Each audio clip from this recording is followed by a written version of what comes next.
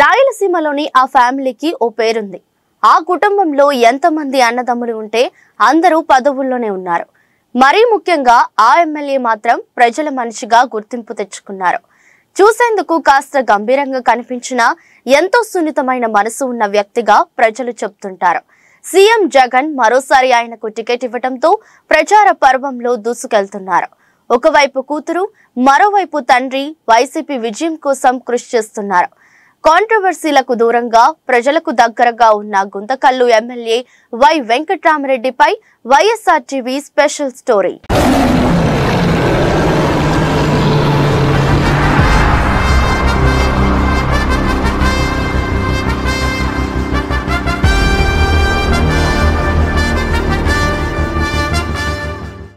Guntakal MLA Y Venkatrama Reddy ఒక ప్రజల మనిషిగా గుర్తింపు తెచ్చుకునే నాయకుడు.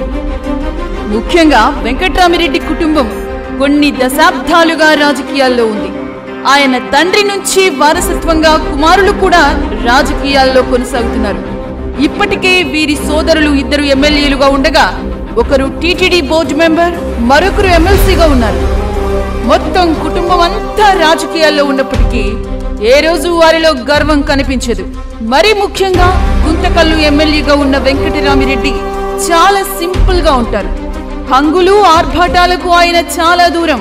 ఎమ్మెల్యేగా గెలిచినప్పటికీ, పవర్ఫుల్ బ్యాక్గ్రౌండ్ ఉన్నప్పటికీ కూడా ఆయన ఎప్పుడూ హడావిడిగా కనిపించరు. నిత్యం ప్రజల్లోనే ఉండే నేతగా గుర్తింపు ఉంది. 2019 ఎన్నికల్లో గుంతకల్లు నియోజకవర్గం నుంచి భారీ మెజార్టీతో ఆయన గెలుపొందారు. ఎమ్మెల్యేగా గెలిచిన నాటి నుంచి నియోజకవర్గంలో బలమైన ముద్ర వేసుకున్నారు. ప్రజలకు చాలా దగ్గరగా ఉంటూ వారికి ఏ కష్టం వచ్చినా నేనున్నానని సాయం అందిస్తుంటారు.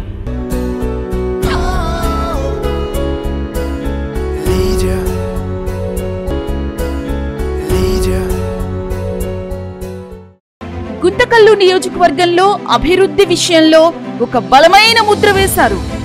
ఎక్కడ ఏ సమస్య ఉన్నా వెంటనే తెలుసుకుని వాటిని పరిష్కరించే దిశగా అడుగులు వేస్తున్నారు. ముఖ్యంగా కదిరి గేట్ వద్ద ఉన్న అండర్ గ్రౌండ్ బ్రిడ్జ్ చాలా కాలం నుంచి పెండింగ్ లో ఉంది. ఇటీవల ఆ బ్రిడ్జ్ పనులు కూడా మొదలు పెట్టారు. మరోవైపు కొన్ని గ్రామాలకు రోడ్డు సౌకర్యాలు కూడా ఏర్పాటు చేశారు. నియోజకవర్గంలో చెరువులకు నీరు అందించేందుకు ఇటీవల 41 కోట్ల రూపాయల నిధులు కూడా వచ్చేలా చేశారు. ఇలా నియోజకవర్గంలో చాలా సమస్యలను పరిష్కరిస్తూ ముందుకు సాగుతున్నారు.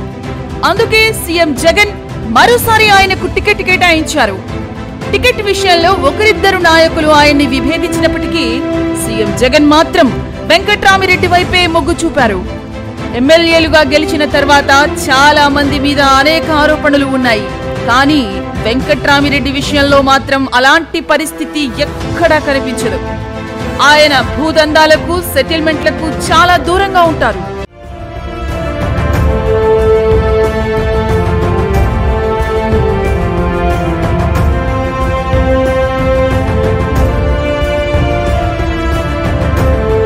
ముఖ్యంగా ప్రజలు ఎవరైనా కష్టం ఉందని ఆయన వద్దకు వెళ్తే చేతికి అందినంత సహాయం చేయడం వెంకట్రామిరెడ్డికి మొదటి నుంచి అలవాటు.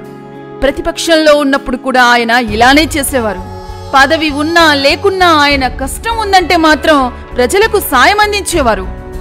మరోవైపు పార్టీలకు అతీతంగా కూడా ఆయన సాయం చేస్తుంటారనే పేరుంది. ముఖ్యంగా టీడీపీ నాయకులు చాలా సార్లు తమ సమస్యలు చెప్పుకునేందుకు వెళ్ళినప్పుడు ఆయన సానుకూలంగా స్పందిస్తారని, ఆయన వద్దకు వెళ్తే ఏ పనైనా అవుతుందనే నమ్మకం సంపాదించుకున్నారు.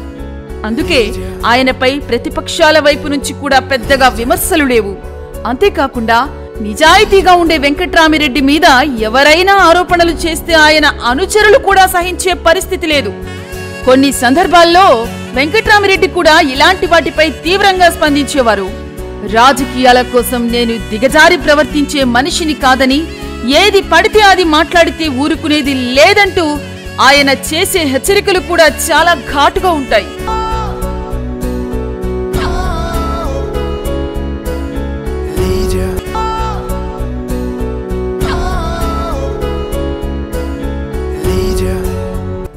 ముఖ్యంగా వెంకట్రామిరెడ్డి ప్రస్తుతం ప్రచార పర్వంలో దూసుకెళ్తున్నారు.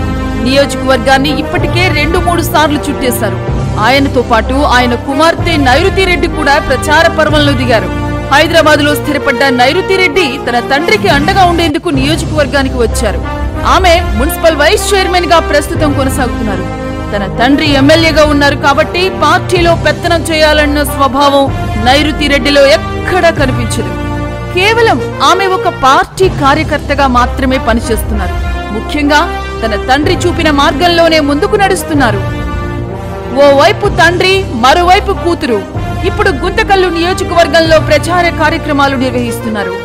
అన్ని చోట్ల వీరికి మంచి స్పందన లభిస్తోంది. ఇటు గుంతకల్లు నియోజకవర్గం టీడీపీలో పెద్ద కన్ఫ్యూజన్ ఏర్పడింది. మాజీ మంత్రి గుమ్మనూరు జయరాం ఇక్కడికి వస్తున్నారన్న ప్రచారంతో తెలుగుదేశం పార్టీ నాయకులు ఆ పార్టీపై తీవ్ర అసంతృప్తి వ్యక్తం చేస్తున్నారు.